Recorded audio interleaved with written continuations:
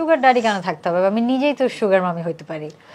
ডালিউডের জনপ্রিয় শরতের জবাখ্যাত অভিনেত্রী কুসুম শিকদার তার অভিনয় গুণে ভক্ত অনুরাগীদের প্রশংসায় সিক্ত হন, আর অভিনেত্রীও ভক্তদের সঙ্গে একটা মেইলবন্ধন তৈরি করেছেন।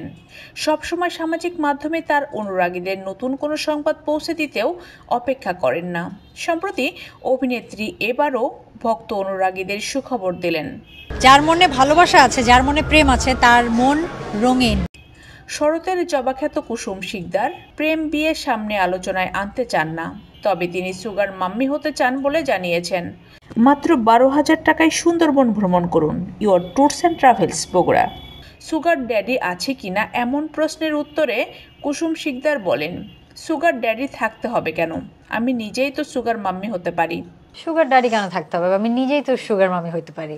তিনি বলেন, আমার সুগার সন থাকতে পারে, কিসের সুগার ড্যাডি? আমার ওই বয়স পার হয়ে গেছে। টাকা পয়সা ব্যাংক ব্যালেন্স থেকেও মন থাকতে হবে আগে। আমার ক্ষেত্রে আমি সুগার মামি হতে পারি, সুগার সান থাকতে পারে, সুগার ড্যাডি ওই। অভিনেত্রী নিজেও জানতে চান সুগার মাম্মি কি। এ বিষয়ে তথাকথিত সুগার মাম্মি বলতে আমরা বুঝি একজন বয়োজ্যেষ্ঠ নারী থাকবে তুলনামূলক ছোট কোনো ছেলের ভরণ পোষণ আর দেখাশোনা করবেন, ফিনান্সিয়াল সাপোর্ট দেবেন, তার বিনিময়ে ভালোবাসা পাবেন। আমি জানতে চাই যে আপনার কাছে ডেফিনেশন কি সুগার মামির?